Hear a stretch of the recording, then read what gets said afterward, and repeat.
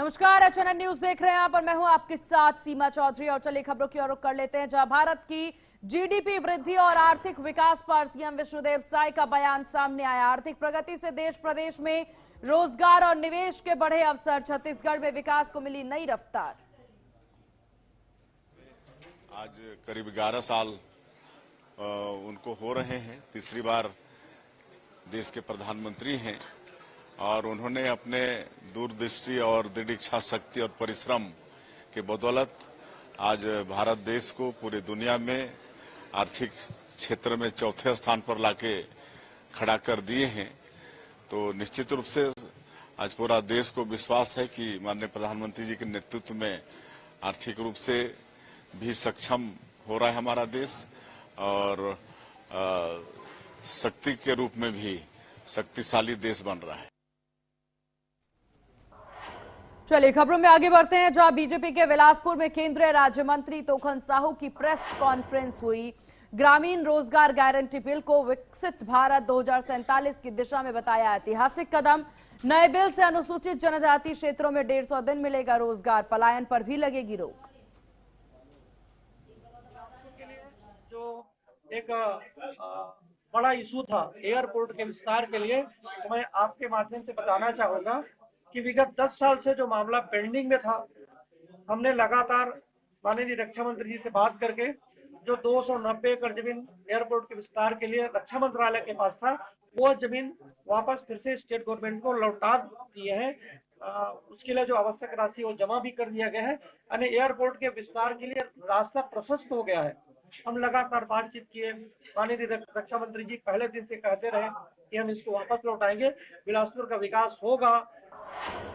चलिए खबरों में आगे बढ़ते हैं, जहां कांग्रेस के प्रभारी सचिव सचिन पायलट का रायपुर दौरा। केंद्र सरकार और बीजेपी पर साधा निशाना, कहा भारत सरकार ने मनरेगा को खत्म करने का काम किया, गरीबों के सुरक्षा कवच पर यह प्रहार किया है।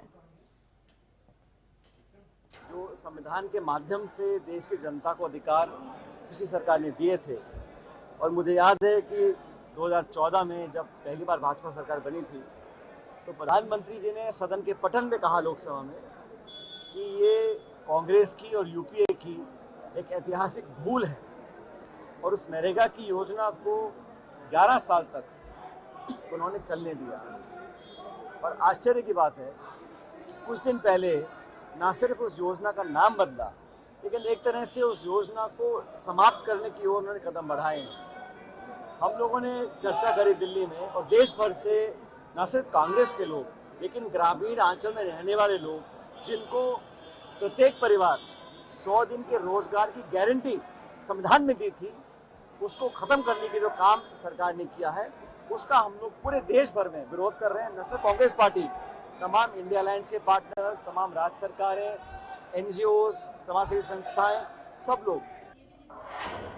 चलिए खबरों में आगे बढ़ते हैं, जहां कैबिनेट मंत्री रामविचार नेताम ने कांग्रेस नेता सचिन पायलट के रायपुर दौरे और बैठक को लेकर के तंज कसा। उन्होंने कहा कि कांग्रेस विपक्ष में है और बैठक करना उनका अधिकार है, लेकिन कांग्रेस भ्रम फैलाने में सफल नहीं होंगे। वीवीजी रामजी योजना से श्रमिक वर्ग को लाभ मिलेगा, सरकार पूरी कार्य योजना के साथ काम कर रही। उन्होंने कहा कि धान खरीदी पूरी व्यवस्थित तरीके से चल रही है, समस्याओं का समाधान 15 जनवरी तक किया जाएगा।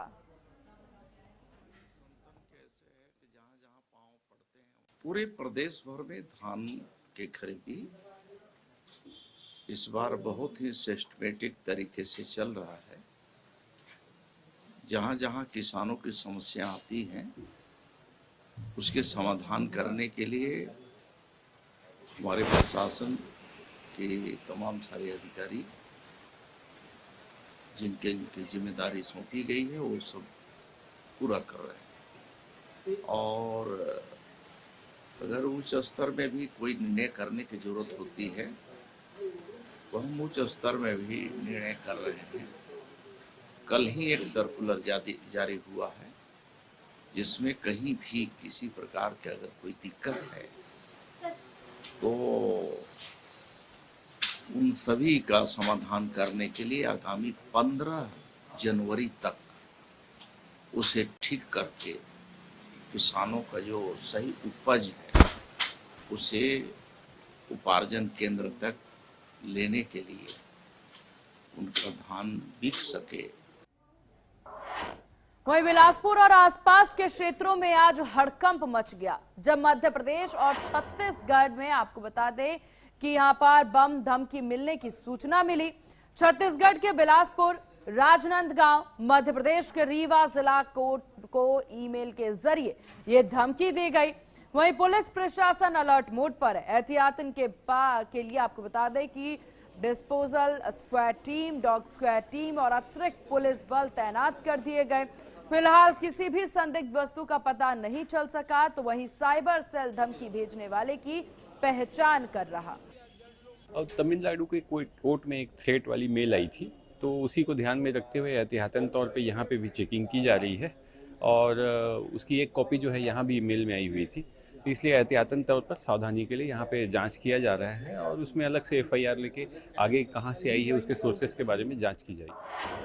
अब खबर बिलासपुर से, जहां पर सरकांडा क्षेत्र के बसौड़ मोहल्ले में अतिक्रमण हटाने पहुंची नगर निगम की टीम को भारी विरोध का सामना करना पड़ा। अतिक्रमण हटाने की कार्रवाई के दौरान मौके पर विवाद की स्थिति पैदा हो गई, जिसके बाद हालात को संभालने के लिए निगम के वरिष्ठ अधिकारी और पुलिस बल को मौके पर पहुंचना पड़ा। स्थानीय लोगों का कहना है कि वे सालों से इस इलाके में रह रहे हैं और अचानक की गई कार्रवाई से वे आक्रोशित हैं। वहीं निगम प्रशासन का कहना है कि यह कार्रवाई निगम आयुक्त की आदेशानुसार की जा रही है और अवैध अतिक्रमण हटाना आवश्यक है। बलरामपुर जिले के पंडरी गांव में जंगल की जमीन से अतिक्रमण हटाने गई वन विभाग की टीम और ग्रामीणों के बीच में झड़प हो गई। DFO आलोक वाजपेयी ने बताया है कि फॉरेस्ट भूमि पर अतिक्रमण की लगातार शिकायतें मिल रही थी, इसी के आधार पर वन विभाग ने अतिक्रमण हटाने की कार्रवाई की है। क्षेत्र का है, रघुनाथ नगर परिक्षेत्र में आता है। P651 प्रोटेक्टेड फॉरेस्ट एरिया में के द्वारा उसमें अवैध रूप से कब्जा करने का प्रयास किया गया, जिसका जैसे ही हमें सूचना मिली तो हमारी टीम और कुछ पुलिस बल भी हम साथ में संयुक्त टीम बनाकर गए और वहां पे विधिवत कार्रवाई की है और अतिक्रमण मुक्त कराया गया है उस क्षेत्र को। और इसके अतिरिक्त जो भी पुलिस के द्वारा कार्रवाई की जाएगी वो भी सुनिश्चित की जाएगी। रामपुर में पाकिस्तानी नागरिकता छिपाकर भारतीय सरकारी नौकरी करने का मामला सामने आया है। महिला आपको बता दें कि माहिरा अख्तर उर्फ फरजाना पर आरोप है कि उन्होंने पाकिस्तानी नागरिक होने के बावजूद फर्जी दस्तावेजों के आधार पर बेसिक शिक्षा विभाग में शिक्षिका की नौकरी की। मामले के खुलासे के बाद उन्हें निलंबित कर बर्खास्त कर दिया गया है। शिक्षा विभाग की रिपोर्ट पर पुलिस ने उनके खिलाफ धोखाधड़ी और कूट रचना की धाराओं में FIR दर्ज की है। पुलिस जांच जारी।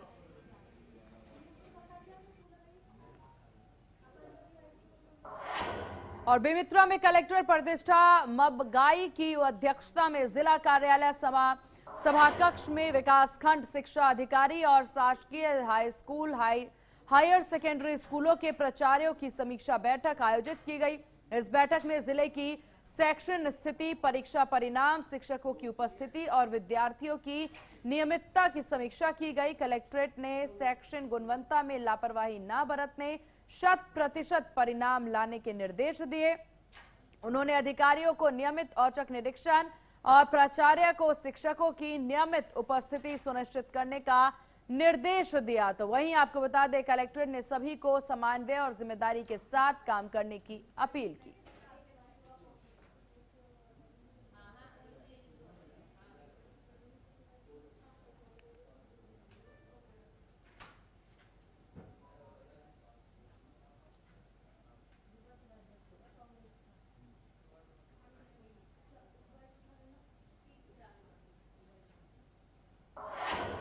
बिलासपुर में अमृत मिशन के तहत संचालित पेयजल आपूर्ति व्यवस्था का एक बार फिर सवालों के घेरे में आ गई है। लगभग 300 करोड़ रुपए की योजना के बावजूद शहर के कई इलाकों में महीनों से पानी की किल्लत बनी हुई है।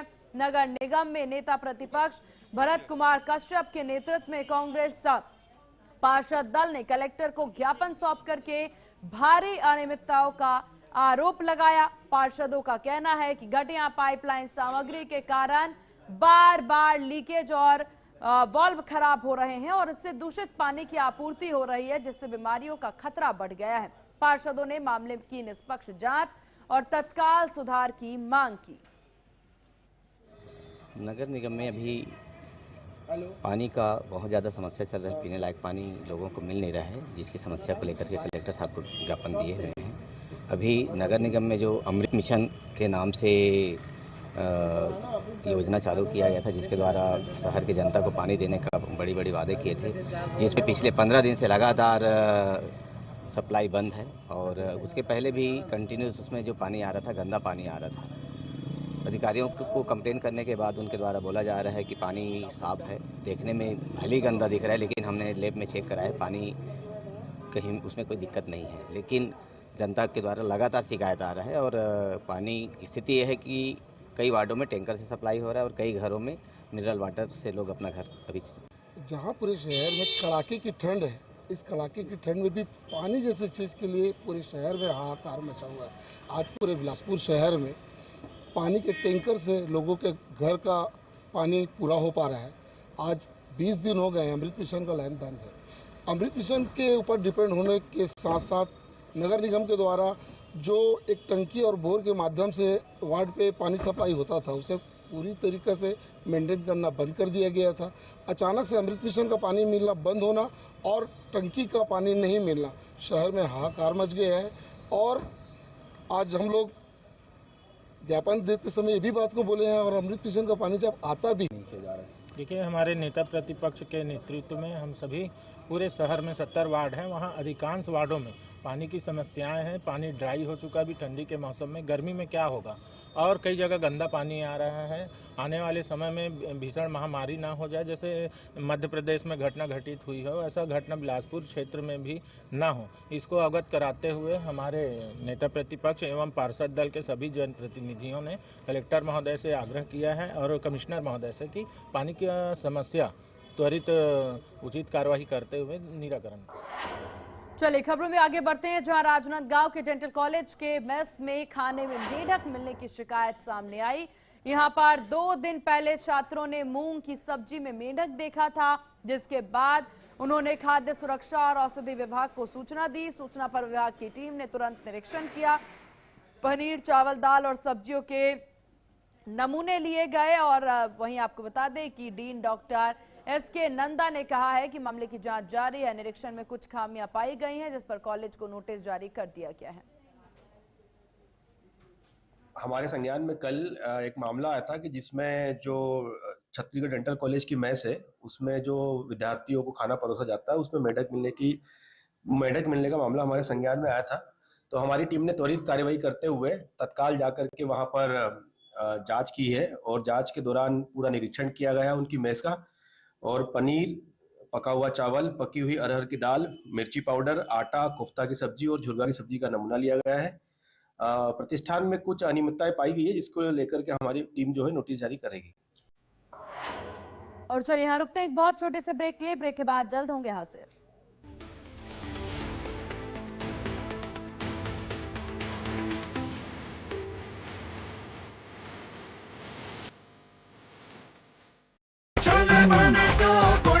गोल्डी छोले मसाले, जहाँ जाए रिश्ते बनाए। गोल्डी लाए हैं फ्रेश लॉक टेक्नोलॉजी, जो रखे मसालों को हर समय फ्रेश।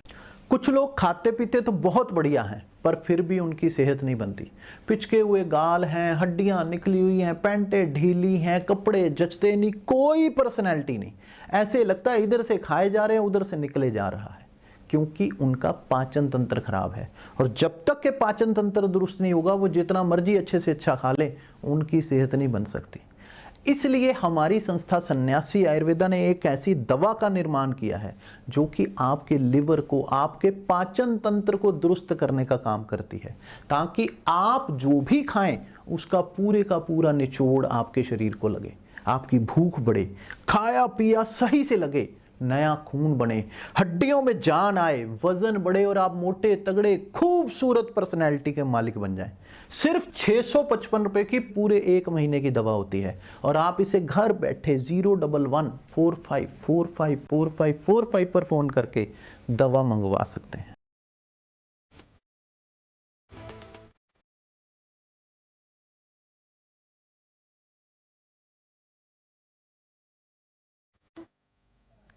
और ब्रेक के बाद एक बार फिर से स्वागत है आपका। चलिए खबरों की ओर रुख कर लेते हैं, जहां जांजगीर चांपा में साइबर पुलिस ने करोड़ों रुपए की ठगी करने वाले आरोपी उत्तरा कुमार साहू को गिरफ्तार किया है। आरोपी आपको बता दें शिवरी नारायण थाना के बिलारी गांव का रहने वाला है। जानकारी के मुताबिक आरोपी ने 2023 में राजेश कुमार साहू से 1,88,00,000 रुपए ठगे थे। शिकायत 14 नवंबर 2025 को शिवरी नारायण थाना में दर्ज किया गया था। आरोपी ने जमीन खरीद बिक्री और शेयर मार्केट में रकम डबल करने का झांसा देकर 2023 से 2025 तक कई लोगों से करोड़ों रुपए की ठगी की। वहीं सीएसपी योगिता बाली खापड़े ने बताया है कि आरोपी को गिरफ्तार कर आगे की कार्रवाई शुरू कर दी गई है। प्रार्थी राजेश साहू की रिपोर्ट पर थाना शिवरी नारायण में धोखाधड़ी का अपराध पंजीबद्ध किया गया था, जिसमें 3 आरोपी पूर्व में गिरफ्तार थे। उसका एक चौथा आरोपी उत्तरा साहू, जिसको आज साइबर सेल की टीम की मदद से शिवरी नारायण थाना में गिरफ्तार किया गया है तथा उसे न्यायिक रिमांड पर भेजा गया है। ये सब लोग मिलकर करीबन 1,88,00,000 रुपए का शेयर मार्केट में लगाने के नाम से और जमीन खरीदी बिक्री के नाम से एक उतना पैसा प्रार्थी से ले लिए थे छलपूर्वक, जिसमें आज सभी को गिरफ्तार कर लिया गया है और न्यायिक रिमांड पर भेजा दिया गया है। बेमेतरा के राजीव भवन में कांग्रेस असंगठित क्षेत्र समस्या निवारण प्रकोष्ठ की जिला स्तरीय बैठक आयोजित हुई है। वहीं आपको बता दें कि बैठक में प्रदेश अध्यक्ष मोहम्मद सिद्दीकी ने हिस्सा लिया और संगठन विस्तार, रिक्त पदों की भराई और सक्रिय कार्यकर्ताओं को जिम्मेदारी देने पर जोर दिया। मुख्य चर्चा मजदूरों के हितों और सुरक्षा उपायों पर हुई। उन्होंने फैक्ट्रियों में मिली सुरक्षा मानकों और श्रमिक बीमा सुविधाओं और शोषण मुक्त कार्यस्थल सुनिश्चित करने के निर्देश दिए। कार्यकर्ताओं को जमीन स्तर पर जाकर के मजदूरों से समस्याओं का डेटा तैयार करने, प्रभावी कदम उठाने की जिम्मेदारी दी गई। हमारा मूल उद्देश्य यही था इस बैठक का कि आने वाले समय में जल्द से जल्द हमारे इस प्रकोष्ठ के जिला का संगठन विस्तार हो जाए, साथ ही साथ नए ब्लॉक अध्यक्षों की नियुक्ति हो जाए। और हमारे प्रकोष्ठ का काम है असंगठित मजदूरों को एकत्रित करना, उनकी समस्याओं को उठाना, उनके ऊपर हो रहे अत्याचार या उनके हक को मारने वाले जो भी कानून हैं, जैसे अभी नए कानून 4 श्रम कानून मोदी सरकार द्वारा लाया गया है, उसके खिलाफ लगातार हम लोग काम कर रहे हैं। मजदूरों को एकत्रित कर रहे हैं, मजदूरों को जन जन तक जाकर हम ये बात पहुंचा रहे हैं कि ये जो कानून, नए श्रम कानून मजदूरों के लिए मोदी सरकार लेकर आई है, ये उनके खिलाफ है, उनके हकों के खिलाफ है। और ऑनलाइन क्रिकेट सट्टे के खिलाफ सिविल लाइन पुलिस की बड़ी कार्रवाई सामने आई है। विशेष अभियान के तहत पुलिस ने ऑस्ट्रेलिया की बिग बैश लीग के दौरान ऑनलाइन सट्टा खेलते हुए और खिलाते हुए आपको बता दें कि 2 आरोपियों को गिरफ्तार किया है, जहां पर एडिलेड और स्ट्राइकर्स और सिडनी थंडर के बीच चल रहे मैच पर सट्टा लगाए जाने की सूचना पर पुलिस ने महाराणा प्रताप चौक और व्यापार विहार इलाके में छापा मारा और इस दौरान अविनाश वाधवानी उर्फ अवी और आयुष अग्रवाल उर्फ आकाश को गिरफ्तार किया गया है। आरोपियों के पास से मोबाइल फोन, व्हाट्सएप चैट, सट्टे से जुड़े हुए स्क्रीनशॉट और 5,000 रुपए नगद बरामद किए गए हैं। दोनों को न्यायिक रिमांड पर भेज दिया गया है, जबकि पुलिस पूरे सट्टा नेटवर्क की जांच में जुटी है। बिलासपुर जिले में सिविल लाइन और तारबाड़ क्षेत्र में लगातार लोगों की शिकायतें प्राप्त हो रही थी कि यहाँ संचालित स्पा सेंटर में अवैध गतिविधियाँ हो रही हैं, जिस पर वरिष्ठ पुलिस अधीक्षक महोदय के द्वारा निर्देशित करने पर इन सेंटर्स पर पुलिस के द्वारा अलग अलग टीम बनाकर रेड की कार्रवाई की गई और जिन पर लगातार शिकायतें मिल रही थी और उनके दस्तावेज डॉक्यूमेंट्स चेक किए गए।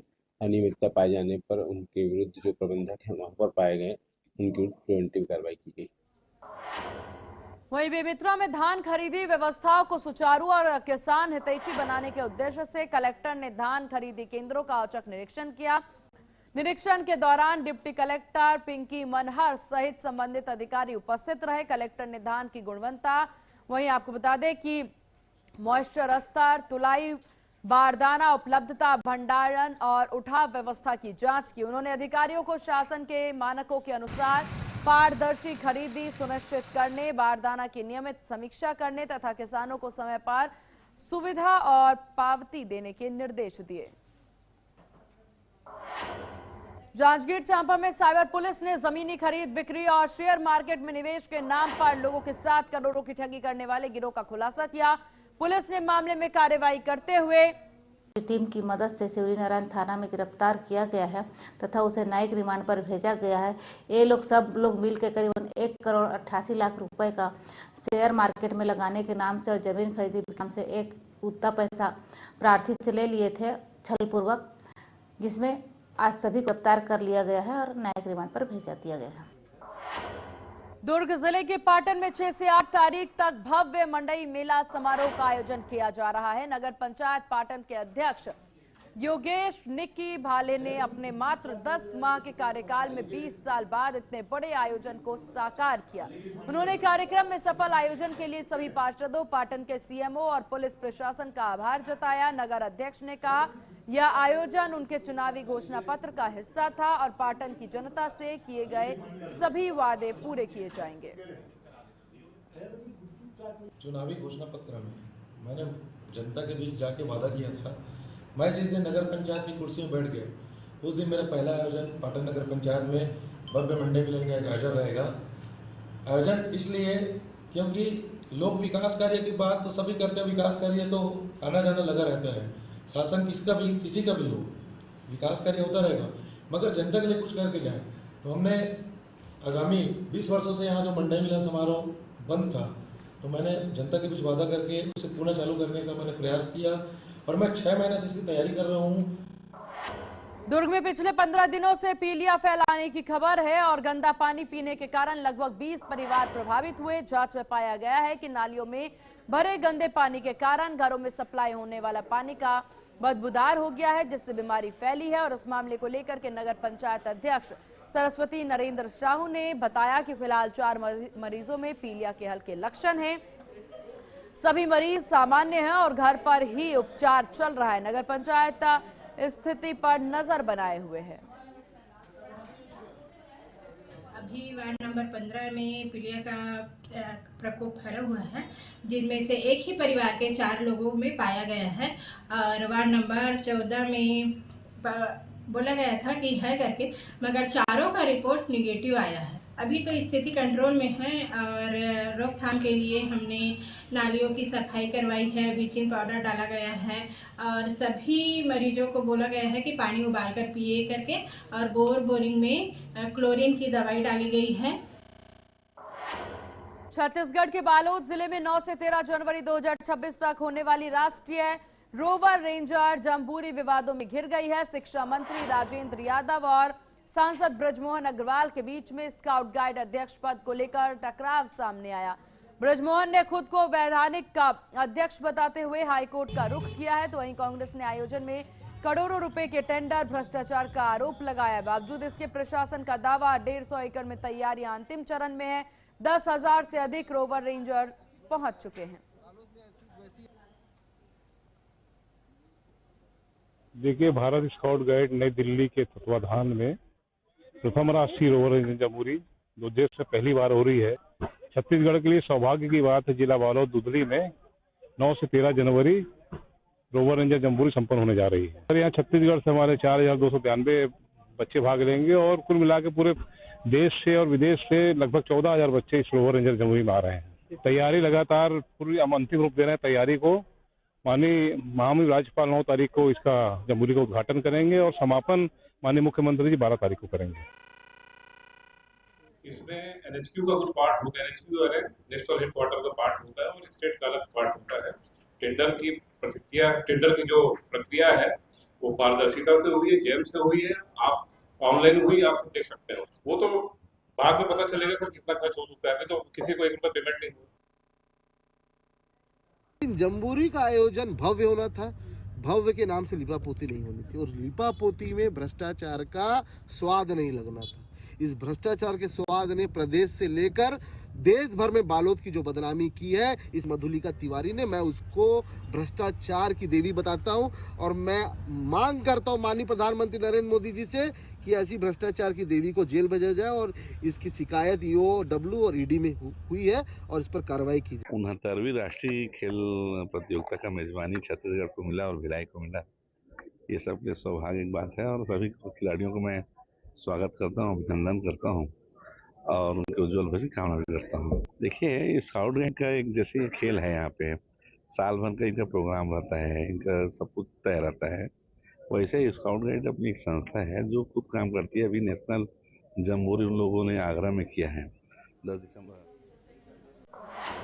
और इन्हीं खबरों के साथ इस बुलेटिन में बस इतना ही। बने रहिए HNN न्यूज के साथ। नमस्कार।